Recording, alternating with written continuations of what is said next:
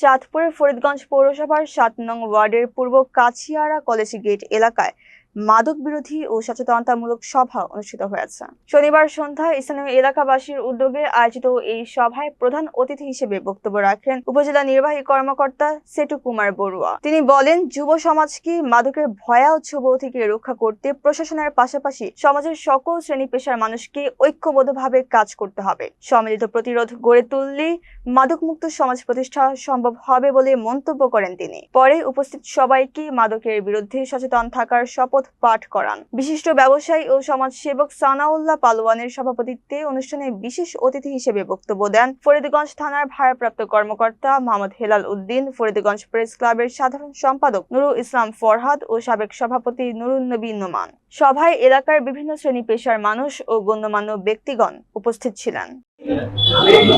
মাদক নিব না, আমার পরিবারের কোন সদস্যকে মাদকে জড়িত হতে দিব না।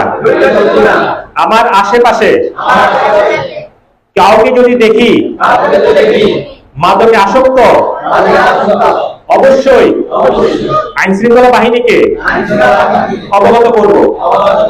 আমি নিজেও ঠিক থাকবো, আমার সমাজটাকেও ঠিক রাখবো। সবাইকে ধন্যবাদ।